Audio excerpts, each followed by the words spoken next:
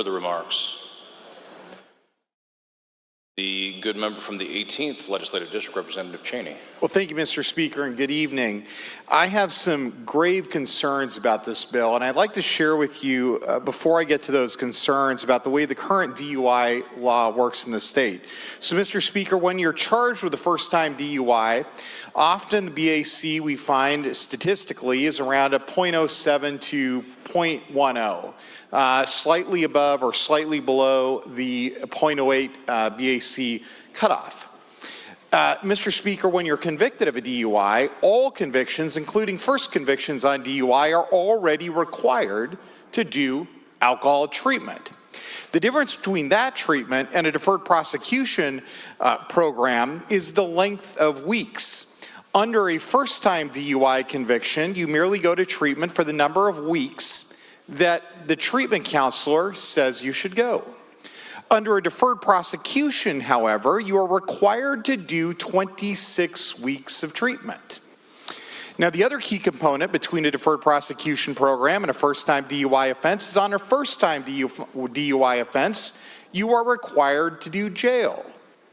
Under a deferred prosecution, you are not.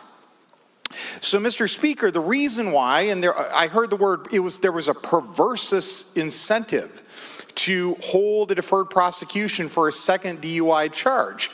It's not a perverse incentive at all.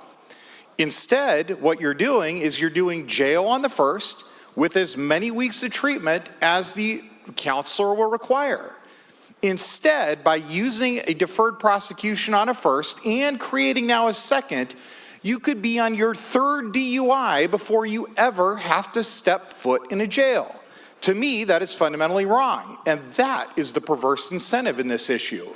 So, Mr. Speaker, the other problem here that I haven't heard anyone discuss is that we currently have a tremendous workforce shortage in the alcohol and treatment abuse, substance abuse space. So if we are now going to require mandatorily on a first and second DUI, everybody to go into 26 weeks of treatment, regardless of whether or not they need 26 weeks of treatment, because this bill takes away that discretion from the counselor to determine that, where is the workforce going to come from in order to make this program work as designed?